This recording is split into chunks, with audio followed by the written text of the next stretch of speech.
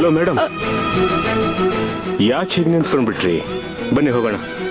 ಇಲ್ಲ, ಅದು ಸುಮ್ಮನೆ ಯಾಕೆ ತೊಂದರೆ ಅಂದ್ರೆ ನಿಮ್ಮ ಹಾಸ್ಪಿಟಲಲ್ಲಿ ನಿಮ್ಗೋಸ್ಕರ ಪೇಷಂಟ್ಸ್ ಕಾಯ್ತಿರ್ತಾರೋ ಏನೋ. ನೀವು ನನ್ನ ಜೊತೆ ಬಂದ್ಬಿಟ್ರೆ ಸುಮ್ಮನೆ ಅವ್ರಿಗೆಲ್ಲ ತೊಂದರೆ ಆಗುತ್ತೆ. ಒಂದಿನ ನೀವು ಫ್ರೀ ಇದ್ದಾಗ ನಾನು ಮನೆಗೆ ಕರ್ಕೊಂಡು ಹೋಗ್ತೀನಿ. ಅಲ್ಲ, ನಾನೇನು ಫ್ರೀ ಆಗಿಲ್ಲ ಅಂತ ಹೇಳಿದ್ನಾ? ಏನೇನು ಕೆಲಸ ಮಾಡಬೇಕು ಅದನ್ನೆಲ್ಲ ಮುಗಿಸಿ ಮನೆ ಕಡೆ ಹೊರಟಿದ್ದೆ. ನಿನ್ನ ನೋಡಿದ್ನಲ್ಲ, ಅದಕ್ಕೆ ನಿಮ್ಮ ಮನೆಗೆ ಬರೋಣ ಅಂತ ಅನ್ನಿಸ್ತು. ಫ್ರೀ ಆಗಿದ್ದೀನಿ ಅಂದಾಕ್ಷಣ ಇಡೀ ದಿನ ನಿಮ್ಮನೆಲ್ಲೇ ಕೂತ್ಕೊಂಡು ಹರಟೆ ಹೊಡಿತಾ ಇರಲ್ಲ. ನಿಮ್ಮ ಮನೆಯವರೆಲ್ಲ ಬಂದ ತಕ್ಷಣ ಅವ್ರನ್ನೆಲ್ಲ ಮಾತಾಡಿಸಿ ನಾನು ಹೊರಟ್ಬಿಡ್ತೀನಿ ಅಷ್ಟೇ. ಹಾ, ಅಯ್ಯೋ, ನಾನು ಮರ್ತೇ ಹೋಗ್ಬಿಟ್ಟಿತ್ತು.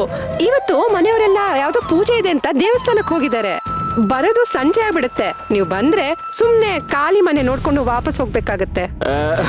ಅಲ್ಲ ಆರ್ತಿ, ಖಾಲಿ ಮನೆ ಹೇಗಾಗುತ್ತೆ ಹೇಳು? ಹೇಗೂ ನೀನ್ ಇರ್ತೀಯಲ್ಲ, ನಿನ್ ಜೊತೆ ಮಾತಾಡ್ಕೊಂಡು ನಿಮ್ಮ ಮನೆಯವರೆಲ್ಲ ಬಂದ ಮೇಲೆ ಅವ್ರನ್ನ ಮಾತಾಡ್ಸ್ಕೊಂಡು ಹೊಡ್ತೀನಿ ಅಂತ ಹೇಳಿದ್ನಲ್ಲ. ಇಲ್ಲ, ಆಗೋಲ್ಲ. ಅದು ಯಾರು ಇಲ್ದಿರೋ ಟೈಮಲ್ಲಿ ನೀವು ಮನೆಗೆ ಬಂದ್ರೆ ಅಕ್ಕಪಕ್ಕದವರು ತಪ್ಪು ತಿಳ್ಕೊಂಡ್ಬಿಡ್ತಾರೆ. ಅದೆಲ್ಲ ನನ್ಗೆ ಇಷ್ಟ ಆಗಲ್ಲ. ಆಯ್ತು ಬಿಡು, ನಾನು ನಿಮ್ಮ ಮನೆಗೆ ಬರೋದು ನಿನಗೆ ಇಷ್ಟ ಇಲ್ಲ. ಪರವಾಗಿಲ್ಲ ಬಿಡು, ನಾನು ನಿಮ್ಮ ಮನೆಗೆ ಬರಲ್ಲ. ಮನೆವರೆಗೂ ಡ್ರಾಪ್ ಮಾಡ್ತೀನಿ, ಬಾ. ಬೇಡ, ಅದು ನನಗೆ ಈ ಕಾರು ಸ್ಕೂಟ್ರು ಇದೆಲ್ಲ ಇಷ್ಟನೇ ಆಗಲ್ಲ. ನೋಡಿ, ಮನೇಲಿ ಅಷ್ಟೊಂದು ಕಾರ್ ಇದೆ, ನಾನು ಹೀಗೆ ನಡ್ಕೊಂಡೇ ಓಡಾಡೋದು. ನಮ್ಮ ಯಜಮಾನ್ರು ಯಾವಾಗಲೂ ಬೈತಾ ಇರ್ತಾರೆ, ಯಾಕೆ ಕಾರ್ ತಗೊಂಡು ಹೋಗು, ಡ್ರೈವರ್ಗೆ ಸಂಬಳ ಕೊಡಲ್ವಾ ಅಂತ. ನಾನು ಅವ್ರ ಮಾತೇ ಕೇಳಲ್ಲ, ಯಾಕಂದ್ರೆ ನನಗೆ ಈ ಕಾರೆಲ್ಲ ಇಷ್ಟನೇ ಆಗಲ್ಲ. ಅಲ್ಲ, ಕಾರಲ್ಲೂ ಬರಲ್ಲ ಅಂತೀಯ, ಹೋಗ್ಲಿ ನಡ್ಕೊಂಡು ಹೋಗೋಣ ಅಂದ್ರೆ ಅದಕ್ಕೂ ಬೇಡ ಅಂತೀಯ. ನನಗೆ ನಿನ್ನ ವರ್ತನೆನೇ ಅರ್ಥ ಆಗ್ತಾ ಇಲ್ಲ. ಅಲ್ಲ, ನಾನು ನಿಮ್ಮ ಮನೆಗೆ ಬಂದ್ರೆ ಏನಾದರೂ ತೊಂದರೆ ಆಗುತ್ತಾ? ತೊಂದರೆ ತೊಂದರೆ ಏನೂ ಇಲ್ವಲ್ಲ. ಅದು ಮನೇಲಿ ಯಾರು ಇಲ್ವಲ್ಲ, ಅದಕ್ಕೆ ಬೇಡ ಅಂತ ಹೇಳಿದ್ದಷ್ಟೇ, ಬೇರೆ ಏನೂ ಇಲ್ಲ. ಆಯ್ತು ಬಿಡು, ನಾನು ನಿಮ್ಮ ಮನೆಗೆ ಬರಲ್ಲ. ನಿಮ್ಮ ಮನೆ ಅಡ್ರೆಸ್ ಆದ್ರೂ ಕೊಡು, ಯಾವಾಗ್ಲಾದ್ರೂ ಫ್ರೀ ಇದ್ದಾಗ ನಿಮ್ಮ ಮನೆಗೆ ಬರ್ತೀನಿ. ಆಗ ನಿನಗೆ ತೊಂದರೆ ಇರಲ್ಲ. ಯಾಕೋ ಇವ್ರು ಇವತ್ತು ನನ್ನನ್ನು ಬಿಡೋ ಹಾಗೆ ಕಾಣಿಸ್ತಿಲ್ಲ. ನಾನೇನೇ ಹೇಳಿದ್ರು ಅದಕ್ಕೆ ಇನ್ನೇನೋ ಹೇಳ್ತಾರೆ. ಇವ್ರು ನನ್ನ ಮನೆಗೆ ಬಂದರೆ ನನ್ನ ಗಂಡ ಇಲ್ಲ ಅನ್ನೋದು ಇವ್ರಿಗೆ ಗೊತ್ತಾಗ್ಬಿಡುತ್ತೆ. ಅದರಿಂದ ಇಷ್ಟು ದಿವಸ ನಾನು ಸುಳ್ಳು ಹೇಳಿದ್ದೀನಿ ಅಂತ ಬೇಜಾರು ಮಾಡ್ಕೊಂಡ್ಬಿಡ್ತಾರೆ. ಆಮೇಲೆ ಇವ್ರು ಕೇಳೋ ಪ್ರಶ್ನೆಗೆ ನಾನು ಏನು ಅಂತ ಉತ್ತರ ಕೊಡಲಿ? ಹೀಗಿದ್ರಿಂದ ಹೇಗಪ್ಪ ಪಾರಾಗೋದು? ಹಲೋ, ಏನು ಯೋಚನೆ ಮಾಡ್ತಾ ಇದ್ದೀರಾ? ನಾನು ಕೇಳಿದ್ದು ನಿಮ್ಮ ಮನೆ ಅಡ್ರೆಸ್ನ. ಯಾಕೆ ನಿಮಗೆ ನಿಮ್ಮ ಮನೆ ಅಡ್ರೆಸ್ ಗೊತ್ತಿಲ್ವೋ, ಅಥವಾ ನನಗೆ ಹೇಳ್ಬಾರ್ದು ಅಂತ ಏನಾದರೂ ಡಿಸೈಡ್ ಮಾಡಿದಿರಾ ತಾವು?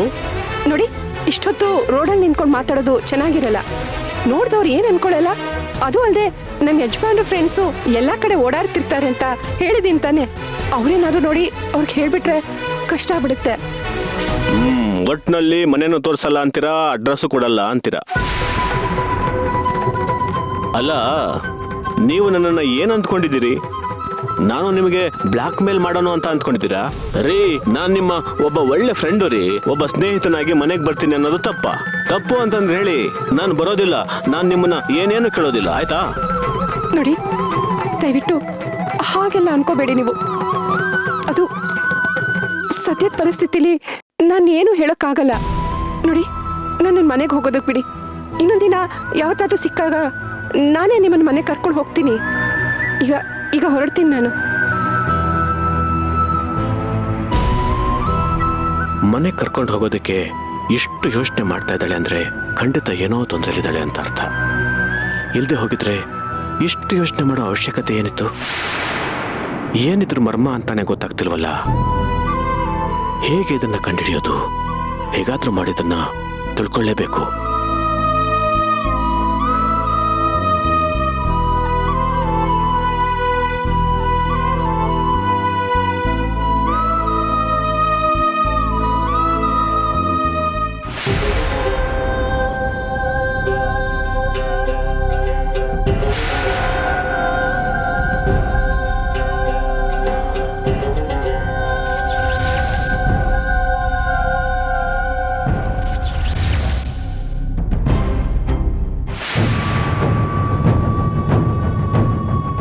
ಚಿರು, ಮತ್ತೆ ಏನಾಯ್ತು ಚಿರು? ಯಾಕೆ ಅವಾಗವಾಗ ಇಂಜಿನ್ ಆಫ್ ಆಗಿರೋ ಗಾಡಿ ತರ ನಿಂತ್ಕೊಂಡ್ಬಿಡ್ತೀಯಾ? ಇವಳು ಯಾಕೆ ಇಲ್ಲಿ ಬರ್ತಿದ್ದಾಳೆ? ಇವಳು ಇಲ್ಲಿದ್ದಾಳೆ ಅಂದ್ರೆ ಇವಳು ಕೈವಾಡನೇ ಇರ್ಬೋದಾ? ಏನಾದ್ರೂ ನಾನು ಇವಳು ಕಣ್ಣಿಗೆ ಕಾಣಿಸ್ಕೊಂಡ್ರೆ ಖಂಡಿತ ಸುಮ್ಮನೆ ಇರೋದಿಲ್ಲ. ಅದು ನವಮಿನ ನೋಡಿದ್ರಂತೂ ನನ್ನ ಕತೆ ಮುಗ್ದೇ ಹೋಯ್ತು.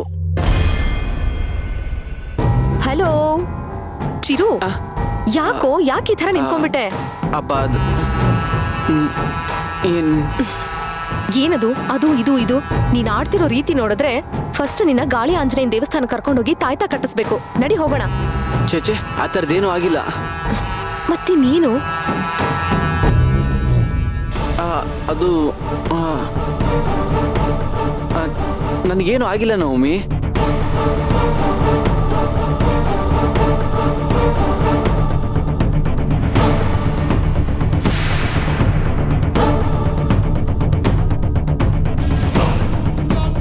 ಚಿರು ಚಿರು ಏನು ಆಗಿಲ್ಲ ಅಂತೀಯ? ಹೋಗೋಣ ಅಂದ್ರೆ ಮೀನಾಮೇಷ ಎಣಿಸ್ತಾ ಇದೆಯಲ್ಲ, ಏನಾಗಿದೆ ನಿನ್ಗೆ? ಅಯ್ಯೋ ಚಿರು,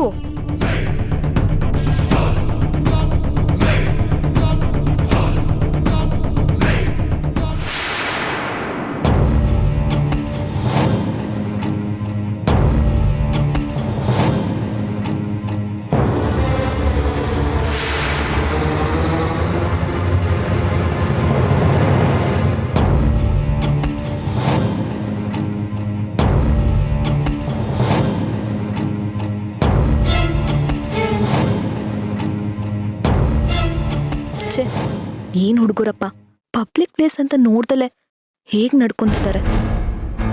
ಆದ್ರೂ ಒಂಥರ ಚೆನ್ನಾಗೇ ಇದೆ. ಈ ತರ ಲೋನ್ಲಿ ಪ್ಲೇಸಲ್ಲಿ ನಾನು ಚಿರು ಹೀಗೆ ಇದ್ರೆ ಎಷ್ಟು ಚೆನ್ನಾಗಿರುತ್ತೆ ಅಲ್ವಾ? ಆ ಹುಡುಗಿ ತುಂಬಾ ಅದೃಷ್ಟ ಮಾಡಿದಾಳೆ. ಆದಷ್ಟು ಬೇಗ ಆ ಅದೃಷ್ಟನ ನಾನು ಪಡ್ಕೊಂತೀನಿ.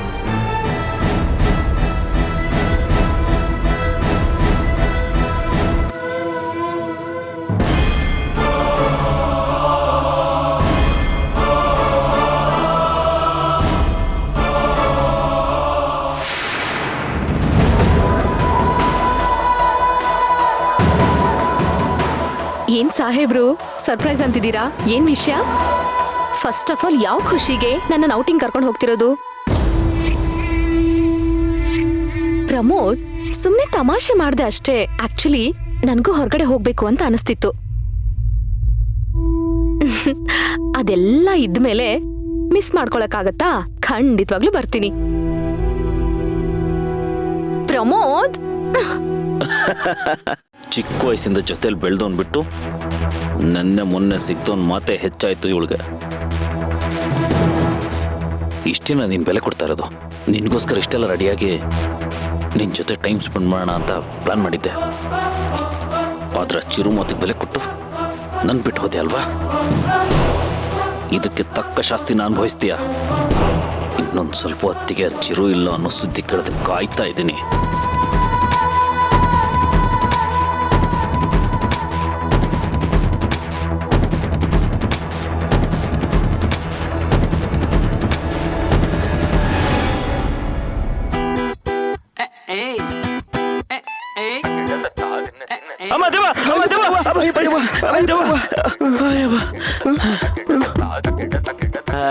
ಅದಕ್ಕೆ ಕಣೋ ನಾನು ನಿನಗೆ ಪ್ರಮಾದ ಪ್ರಮಾದ ಅಂತ ಬಡ್ಕೊಳ್ಳೋದು. ಲೈ, ಹುಟ್ಟಿಸಿದ ಅಪ್ಪನ್ನ ದೆವ್ವ ದೆವ್ವ ಅಂತ ಬಡ್ಕೋತಾ ಇದೆಯಲ್ಲೋ, ನಾಚಿಕೆ ಆಗಲ್ವೇನೋ ನಿನಗೆ? ಮತ್ತಿನ್ನೇನಪ್ಪ, ಮಲಗಿರೋ ಹತ್ರ ಬಂದ್ಬಿಟ್ಟು ಮುಖಕ್ಕೆ ಮುಖ ಕೊಟ್ರೆ ಭಯ ಆಗೋದಿಲ್ವಾ? ದೂರದಿಂದ ಕರಿಬೇಕು ಅನ್ನೋ ಕಾಮನ್ ಸೆನ್ಸ್ ಇಲ್ವಾ ನಿನ್ಗೆ? ಹೌದು ಕಣಪ್ಪ, ನಾನು ಯಾವಾಗ ನಿನ್ನ ಹುಟ್ಟಿಸಿ ನಿನ್ನ ಪಡೆದ್ನೋ ಆವತ್ತೇ ನನ್ನ ಕಾಮನ್ ಸೆನ್ಸ್ ಜೊತೆಗೆ ಎಲ್ಲಾ ಸೆನ್ಸ್ಗಳು ನಾನ್ ಸೆನ್ಸ್ ಆಗಿ ಸೆನ್ಸರ್ ಆಗಿ ಸತ್ತೋಗ್ಬಿಟ್ವು. ಅದ್ ಯಾವ ಘಳಿಗೆಯಲ್ಲಿ ನಿನಗೆ ಪ್ರಮೋದ ಅಂತ ಹೆಸರಿಟ್ಟುವೋ ಏನೋ, ಒಂದು ದಿನನಾದ್ರೂ ಪ್ರಮೋದ್ಗಳೇ ನಡೀಲಿಲ್ವಲ್ಲೋ, ಬರೀ ಪ್ರಮಾದಗಳೇ ನಡೆದು ಹೋಯ್ತು. ಅಪ್ಪ, ಸುಮ್ನೆ ನನಗೆ ರೇಗಿಸ್ತಾ ಇದ್ರೆ ಅಮ್ಮನ್ಗೆ ಹೇಳ್ಬೇಕಾಗತ್ತಷ್ಟೇ. ಸುಮ್ನೆ ಹೋಗಿಲ್ಲಿಂದ. ಲೋ ಪ್ರಮಾದ, ನನ್ನ ಹತ್ರನೇ ನಿಮ್ಮಮ್ಮನ ಹೆಸರು ಹೇಳಿ ನನ್ನನ್ನ ಹೆದರಿಸೋ ಪ್ರಯತ್ನ ಮಾಡ್ತಾ ಇದೆಯೇನೋ? ಲೇ, ನಾನು ಯಾರು? ಗೋವಿಂದ. ನನ್ನ ಹತ್ರ ಸರಿಯಾಗಿ ಇದ್ದವ್ರಿಗೆ ಮಾತ್ರ ಗೋವಿಂದ. ಸರಿ ತಪ್ಪಿದ್ರು ಅವ್ರನ್ನೇ ಮಾಡಿಸ್ಬಿಡ್ತೀನಿ ನಾನು ಗೋವಿಂದ ಗೋವಿಂದ. ಲೇ, ಆ ತಿರುಪತಿಯಲ್ಲಿರೋ ಗೋವಿಂದನ ಎದುರುಗಡೆ ಎಲ್ರೂ ಶಿರವಾಗಿ ಭಕ್ತಿಯಿಂದ ಕೈ ಮುಗಿದು ನಿಂತ್ಕೊಳ್ಳೋ ಹಾಗೆ ಈ ಗೋವಿಂದನ ಎದುರುಗಡೆ ಒಂದಲ್ಲ ಒಂದು ದಿನ ನೀವೆಲ್ಲರೂ ಶಿರವಾಗಿ ಭಕ್ತಿಯಿಂದ ನಿಂತ್ಕೋಬೇಕು ಕಣ್ರೋ. ಹಾಗೆ ಮಾಡ್ತೀನಿ. ಹಾಗೆ ಮಾಡ್ಲಿಲ್ಲ ಅಂತಂದ್ರೆ ಈ ಎಂಟನೆಯ ಭಂಟ ಯಾರಿಗೂ ಹೆದರಲ್ಲ ಕಣೋ, ನೆಪ್ಪಿರಲಿ. ನಿನ್ನ ಹತ್ರ ಮಾತಾಡೋದು ಒಂದೇ, ಬಂಡೆಕಲ್ ತಲೆ ಚಚ್ಕೊಳ್ಳೋದು ಒಂದೇ. ಸರಿ, ನನ್ನಿಂದ ಏನಾಗ್ಬೇಕು ಅದನ್ನ ಹೇಳು. ಹಾ, ಈಗ ಬಂದೆ ನೋಡು ಪ್ಯಾಂಟ್ಗೆ, ಸಾರಿ ಪಾಯಿಂಟ್ಗೆ. Who are you? ನೀನ್ ಯಾರೋ? ನಿನ್ನ ಮಗ. ಅದು ನನಗೆ ಗೊತ್ತಿದೆ ಕಣೋ, ಆದ್ರೆ ಹೂ ಆರ್ ಯು? ಅಪ್ಪ ಹೇಳಿಲ್ವಾ ನಿನ್ನ ಮಗ ಅಂತ? ಅಯ್ಯೋ, ನಾನೇ ಹೇಳ್ತಾ ಇದ್ದೀನಲ್ಲೋ, ನೀನೇ ನನ್ನ ಮಗ ಮಗ ಅಂತ. ಆದ್ರೆ ನೀನು ಮಗ ಮಗ ಅಂತ ಹೇಳಿ ನನ್ನ ಮೇಲೆ ನನಗೆ ಅನುಮಾನ ಬರೋ ಹಾಗೆ ಮಾಡ್ಬೇಡ ಕಣೋ. ಏಯ್, ಈಗ ಮಗ ಅಂದ್ರೆ ಯಾರೋ? ಗಂಡಸು ಅಂತ ಅರ್ಥ. ಅಪ್ಪ ನಾನಿನ್ನೂ ಹುಡುಗ, ಮದ್ವೆ ಆದ್ಮೇಲೆ ಗಂಡಸು. ಅಯ್ಯೋ ಲೈ, ಬಾಳೆ ಎಲೆಲಿ ಬಾಡೂಟ ಬಡ್ಸಕ್ ಆಗದೆ ಹೋದ್ರು ಕೊನೆ ಕೇಳೋ ಮಾತು ಮಾತ್ರ ಸರಿಯಾಗಿ ಹೇಳ್ತೀಯ ಕಣೋ. ಏಯ್, ಒಬ್ಬ ವಯಸ್ಸಿಗೆ ಬಂದಿರೋ ಹುಡುಗ, ಒಬ್ಬ ಗಂಡಸಿನ ಲಕ್ಷಣ ಏನು ಅಂತ ಗೊತ್ತೇನೋ ನಿನಗೆ? ನಾನು ಏನು ಹೇಳಲ್ಲ, ನಿನಗೆ ಗೊತ್ತಿದ್ರೆ ಹೇಳು, ಇಲ್ಲ ಹೋಗು. ಲೈ, ಉದ್ಯೋಗಂ ಪುರುಷ ಲಕ್ಷಣಂ ಅಂತ ಕೆಲಸ ಮಾಡ್ತಿರೋರು ಎಲ್ರೂ ಹೇಳ್ತಾರೆ. ಅಂಥದ್ರಲ್ಲಿ ಇಷ್ಟು ಗಟ್ಟಿ ಮುಟ್ಟಾಗಿ ನನ್ನ ಬಲನೆ ಹೊತ್ಕೊಂಡು ಬಂದಿರೋ ನೀನು ಹೀಗೆ ಕೆಲಸ ಮಾಡ್ದೇನೆ ಕೇರ್ಲೆಸ್ ಆಗಿ ಅಡ್ಡಡ್ಡ ಮಲಗಿದ್ರೆ ಹೇಗೋ? ಲೈ, ಮತ್ತೆ ಇಂತಹ ಗೋಲ್ಡನ್ ಆಪರ್ಚುನಿಟಿ ಸಮಯ ಬರುತ್ತೇನೋ? ಬರದೆ ಹೋದ್ರೆ ನಾನೇನ್ ಮಾಡಕ್ಕಾಗತ್ತೆ? ಲೈ, ಟಾಣಿಕಿಗೆನೆ ಪ್ಯಾನಿಕ್ ಬರೋ ತರ ಮಾತಾಡ್ತಾ ಇದೆಯಲ್ಲೋ. ನೋಡೋ, ನಿನ್ನ ವಯಸ್ಸಲ್ಲಿದ್ದಾಗ ನಾನು ಎಷ್ಟು ಕೆಲಸ ಮಾಡ್ತಿದ್ದೆ ಗೊತ್ತಾ? ಬೆಳಗ್ಗೆ ಎದ್ದು ಗದ್ದೆಗೆ ಹೋದ್ರೆ ಸೂರ್ಯ ತಲೆ ಮೇಲೆ ಬರೋವರೆಗೂ ಕೆಲಸ ಮಾಡ್ತಿದ್ದೆ ಕಣೋ. ಆಮೇಲೆ 3 ಮುದ್ದೆ ನಾ ಮುರಿದು ಮತ್ತೆ ಕೆಲಸ ಶುರು ಮಾಡ್ತಿದ್ದೆ. ಅದು ಎಲ್ಲಿವರೆಗೂ ಅಂತ ಕೇಳ್ತೀಯಾ? ನೆರಳು ನನ್ನ ನೆತ್ತಿ ಮೇಲೆ ಬರೋವರೆಗೂ ಕೆಲಸ ಮಾಡ್ತಿದ್ದೆ ಕಣೋ. ಆದ್ರೆ ನೀನೇನೋ ಮಾಡ್ತಾ ಇದೀಯಾ, ಯಾವಾಗ ನೋಡಿದ್ರು ಅಲ್ಲಿ ಇಲ್ಲಿ ತಿರುಗೋದು. ಇಲ್ಲ ಅಂತಂದ್ರೆ ನಾಯಿ ಕಾಲೆತ್ಕೊಂಡು ಮಲ್ಕೊಂಡಂಗೆ ಆರಾಮಾಗಿ ಬಂದು ಈ ಸೋಫಾದ ಮೇಲೆ ಮಲ್ಕೊಳ್ಳೋದು.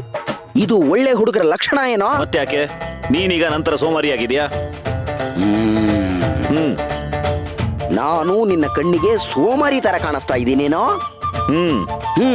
ನಾನಾಗ ದುಡ್ದಿರೋದಕ್ಕೆ ತಾನೆ ಈಗ ಕಾಲ್ ಮೇಲೆ ಕಾಲ್ ಹಾಕೊಂಡು ಕೂತಿರೋದು. ನೋಡ್ ಮಗ, ನೀನ್ ಏನ್ ಮಾಡ್ತೀಯೋ ಬಿಡ್ತೀಯೋ ನನಗ್ ಮಾತ್ರ ಗೊತ್ತಿಲ್ಲ. ನೀನೊಂದು ಕೆಲಸ ಮಾಡ್ಬೇಕು. ವಯಸ್ಸಿದ್ದಾಗ ಅಪ್ಪನ ದುಡ್ಡಲ್ಲಿ ತಿಂದು ಶೋಕಿ ಮಾಡ್ಕೊಂಡು ಓಡಾಡದೆ ಅನ್ನೋ ಪ್ರಚಾರಕ್ಕೆ ಒಳಗಾಗಬಾರ್ದು ಅಷ್ಟೇ. ಅಪ್ಪ ನಾನೇನ್ ಸುಮ್ನೆ ಕೂತಿಲ್ಲ, ಕೆಲ್ಸನೇ ಮಾಡ್ತಾ ಇರೋದು. ಹೀಗೆ ಸೋಫಾದ ಮೇಲೆ ಅಂಗಾತ ಮಲ್ಕೊಂಡು ಅದ್ ಏನ್ ಕೆಲಸ ಮಾಡ್ತಿದ್ರು ಏನೋಪ್ಪ. ಅವನೇನ್ ಬೇಕಾದ್ರೂ ಮಾಡ್ತಾನೆ. ಅದನ್ ಕಟ್ಕೊಂಡು ನಿಮ್ಗೆ ಏನ್ರಿ ಆಗ್ಬೇಕು? ಯಾಕೆ ಬೆಳಿಗ್ಗೆ ತಿಂದಿದ್ ಸಾಕಾಗ್ಲಿಲ್ಲ ಅಂತ ಇಲ್ಲಿ ಬಂದು ಅವನ್ ತಲೆ ತಿಂತಿದ್ದೀರಾ? ಲೇ, ನಾನು ಮನುಷ್ಯರ ತಲೆನೆಲ್ಲ ತಿನ್ನಲ್ಲ ಕಣೆ. ಪಾಪ ನನ್ನ ಮಗ ಹೇಗೆ ಜವಾಬ್ದಾರಿಯುತನಾಗಿದ್ದಾನೆ ಅಂತ ಪರೀಕ್ಷೆ ಮಾಡ್ತಿದ್ದೆ ಅಷ್ಟೇ. ಅದು ಅಲ್ಲದೆ ಇವನ್ ಹೀಗೆ ಮಲಗಿದ್ರೆ ಇವನ್ ಯಾರು ಹೆಣ್ ಕೊಡಲ್ಲ. ಅದಕ್ಕೋಸ್ಕರ ಒಂದು ಒಳ್ಳೆ ಕೆಲಸ ಮಾಡಪ್ಪ ಅಂತ ಬುದ್ಧಿವಾದ ಹೇಳ್ತಾ ಇದ್ದೆ ಕಣೆ ಅಷ್ಟೇ. ಅವನೇನು ಕೆಲಸ ಮಾಡ್ಬೇಕಾಗಿಲ್ಲ. ಅದು ಅಲ್ಲದೆ ನನ್ನ ಮಗ ಯಾರನ್ ಮದ್ವೆ ಆಗ್ಬೇಕು ಅನ್ನೋದನ್ನ ನಿರ್ಧಾರ ಮಾಡ್ಬೇಕಾಗಿರೋಳು ನಾನು, ನೀವಲ್ಲ. ಅಲ್ಲ ಕಣೆ ಚಿನ್ನು, ಸಾರಿ ರಾಜಿ. ಅವನ ಅಪ್ಪನಾಗಿ ನಾನು ಇಷ್ಟೊಂದು ಯೋಚನೆ ಮಾಡೋ ಅಧಿಕಾರ ಇಲ್ವೇನೆ? ಅಧಿಕಾರ ಇದೆ, ಆದ್ರೆ ಅದನ್ನ ನೀವು ಜಾಸ್ತಿ ಚಲಾಯಿಸಕ್ ನೋಡ್ತಿದ್ದೀರಾ. ಅವನ ಬಗ್ಗೆ ಏನೇ ನಿರ್ಧಾರ ತಗೊಳ್ಳೋದಿದ್ರು ಅದನ್ನು ನಾನೇ ತಗೋಬೇಕು, ನೀವಲ್ಲ. ಲೇ ಚಿನ್ನ, ನೀನ್ ಈ ತರ ಹೇಳಿದ್ರೆ ಅವನು ಉದ್ಧಾರ ಆಗ್ತಾನೇನೆ? ಅವನು ಉದ್ಧಾರ ಆಗೋದಿರ್ಲಿ, ಸರಿಯಾಗಿ ಸ್ವಲ್ಪನೂ ನನಗಿಂತ ಉದ್ದನೂ ಆಗೋದಿಲ್ಲ ಕಣೆ. ಏನೋ ನನ್ನ ಹೈಟ್ಗಿಂತ ಸ್ವಲ್ಪ ಉದ್ದ ಬೆಳೆದು ಹಾಗೆ ನಿಂತ್ಕೊಂಡ್ಬಿಟ್ಟಿದ್ದಾನೆ. ಅಮ್ಮ ನೋಡಮ್ಮ, ನನ್ನನ್ನು ಹೇಗೆ ಆಡ್ಕೋತಿದಾರಂತ.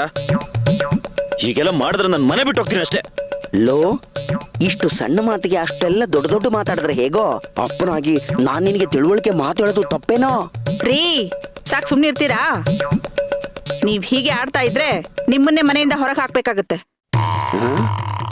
ನೋಡಿ, ನಿಮ್ ಈ ಕೋತಿ ಆಟನೆಲ್ಲ ಮರದ ಮೇಲೆ ಇಟ್ಕೊಂಡು ಸರಿಯಾಗಿ ನಡ್ಕೊಳ್ಳೋದನ್ನ ಕಲ್ತ್ಕೊಳ್ಳಿ. ಇಲ್ಲ ಅಂದ್ರೆ ಮತ್ತೆ ನಿಮ್ಮನ್ನ ನಿಮ್ ಹಳ್ಳಿಗೆ ಕಳಿಸ್ಬೇಕಾಗತ್ತೆ. ನನಗೂ ಒಂದೊಂದು ಸಾರಿ ಯೋಚನೆ ಮಾಡಿದ್ರೆ ಹಾಗೆ ಅನ್ಸುತ್ತೆ. ಅಲ್ಲಿ ಒಳ್ಳೆ ಗಾಳಿ ಇದೆ, ಒಳ್ಳೆ ಬೆಳಕಿದೆ, ಒಳ್ಳೆ ವಾತಾವರಣ ಇದೆ. ಆದ್ರೆ ಇಲ್ಲಿ ಎಲ್ಲ ಬರೀ ಕಲ್ಮಶ ತುಂಬಿಕೊಂಡಿರೋ ಮನಸ್ಸುಗಳು. ಒಂದು ಕೆಲಸ ಮಾಡೋಣ, ನಾವೆಲ್ಲರೂ ಸೇರಿ ಊರ್ ಬಿಟ್ಟು ಹೋಗ್ಬಿಡೋಣ. ಹಳ್ಳಿಲೇ ನಮ್ಮಪ್ಪ ಹೇಗೂ 2 ಎಕರೆ ಹೊಲ ಮಾಡಿದ್ದಾರೆ, ಅಲ್ಲೇ ಬಿತ್ಕೋತ ಕೂತು ಬಿಡೋಣ. ಏನಂತೀರಾ? ಇಷ್ಟೆಲ್ಲ ಆಸ್ತಿ ಇರೋವಾಗ ಇದನ್ ಬಿಟ್ಟು ಹಳ್ಳಿಗೆ ಹೋಗೋ ಕರ್ಮ ನನಗೆ ಯಾಕೆ? ನೀವೇ ಬೇಕಾದ್ರೆ ಹೋಗಿ ಕುತ್ಕೊಳ್ಳಿ, ಬಿತ್ಕೊಳ್ಳಿ. ಇಲ್ಲ ಅಂದ್ರೆ ನಿಮ್ ಹೊಲದಲ್ಲೇ ಹಾಸ್ಕೊಂಡ್ ಹೊತ್ಕೊಂಡ್ ಮಲ್ಕೊಳ್ಳಿ. ನಾವಂತೂ ಬರಲ್ಲ. ನನ್ನ ಮಗನ್ ಸವಾಸಕ್ಕೆ ಏನಾದ್ರೂ ಬಂದ್ರೆ ಅಷ್ಟೇ. ಬಾರೋ ಮಗನೇ, ನಿನ್ ಹತ್ರ ಏನೋ ಮಾತಾಡ್ಬೇಕು. ಲೇ ಮಗನೇ, ಲವ್ ಪ್ರಮೋದ, ನನ್ನ ಮಾತು ಮನಸ್ಸಿಗೆ ಹಾಕೊಳ್ಳದೆ ಇದ್ರು ಪರವಾಗಿಲ್ಲ ಕಣೋ, ಕಿವಿಗಾದ್ರೂ ಹಾಕೊಳ್ಳೋ. ಇಲ್ಲ ಅಂತಂದ್ರೆ ನೆಕ್ಸ್ಟ್ ಕಟ್ ಮಾಡಿದ್ರೆ ನೀನೇ ಗೋವಿಂದ ಗೋವಿಂದ ಆಗ್ಬಿಡ್ತೀಯಾ. ಛೇ, ಸತ್ಯವಂತರಿಗಿದ್ದು ಕಾಲವಲ್ಲ, ದುಷ್ಟಲಿಂಗಯ್ಯನಿಗಿದು.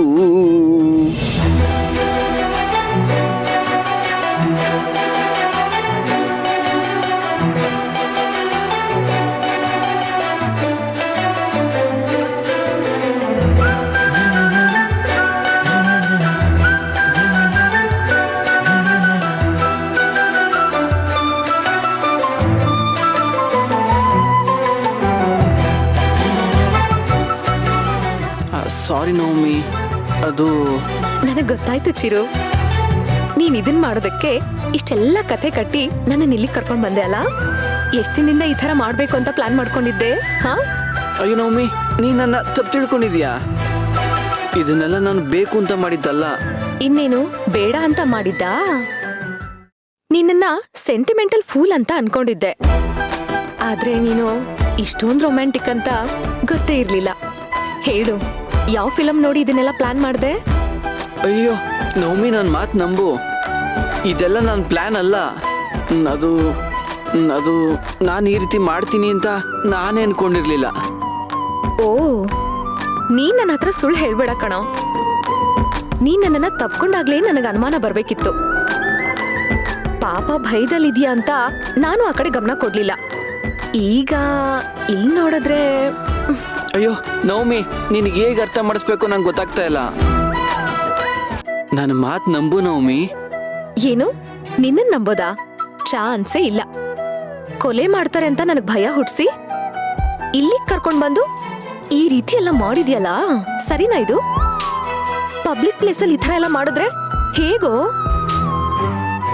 ಯಾರಾದ್ರೂ ನಮ್ ಕಡೆಯವ್ರು ನೋಡಿದಿದ್ರೆ ಈಗ್ಲೇ ಹೇಳ್ಕೊಂಡ್ ಹೋಗ್ಬಿಟ್ಟು ನಮ್ಮಿಬ್ರಿಗೂ ಮದ್ವೆ ಮಾಡಿಸ್ಬಿಡ್ತಾ ಇದ್ರು. ಇಲ್ಲ ನವಮಿ, ನನ್ನ ಉದ್ದೇಶ ಅದಾಗಿರ್ಲಿಲ್ಲ. ಇನ್ನೇನು ಬೇರೆ ಉದ್ದೇಶನೂ ಇದೆಯಾ? ಸರಿ, ಅದನ್ನ ಹೇಳ್ಬಿಡು, ಕೇಳಿಸ್ಕೊತೀನಿ. ಓಕೆ, ನನ್ನಿಂದ ತಪ್ಪಾಯ್ತು, ದಯವಿಟ್ಟು ನನ್ನ ಕ್ಷಮಿಸ್ಬಿಡು. ಏಯ್, ಯಾಕೋ ಕ್ಷಮೆ ಕೇಳ್ತೀಯಾ? ಪ್ರೇಮಿಗಳ ಮಧ್ಯೆ ಇಷ್ಟು ರೊಮ್ಯಾಂಟಿಕ್ ಆಗಿಲ್ಲ ಅಂದ್ರೆ ಹೇಗೆ? ನನಗಂತೂ ನೀನ್ ಯಾವಾಗ್ಲೂ ಹೀಗೆ ಇರ್ಬೇಕು ಅಂತ ಆಸೆ. ಹಾಗಂತ ಪದೇ ಪದೇ ಏನಾದ್ರೂ ಮುತ್ತು ಕೊಡಕ್ ಬಂದ್ರೆ ಬಾಯಿಗೆ ಪ್ಲಾಸ್ಟರ್ ಹಾಕ್ಬಿಡ್ತೀನಿ ಅಷ್ಟೇ.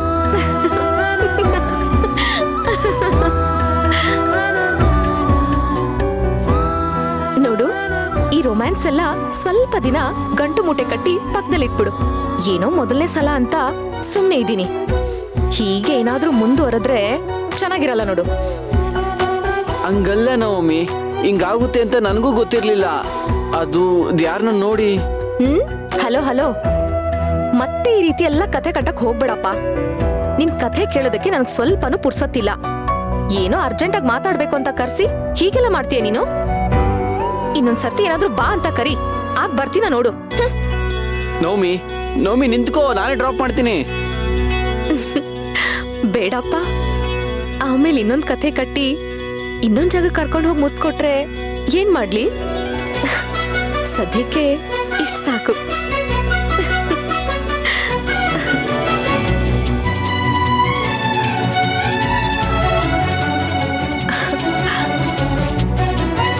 ಚಿರು, ಆದ್ರೂ ನೀನ್ ಇಷ್ಟೊಂದು ರೊಮ್ಯಾಂಟಿಕ್ ಅಂತ ಗಳಿಗೆ ಈ ವಿಷಯದಲ್ಲಿ ಥ್ಯಾಂಕ್ಸ್ ಹೇಳಲೇಬೇಕು.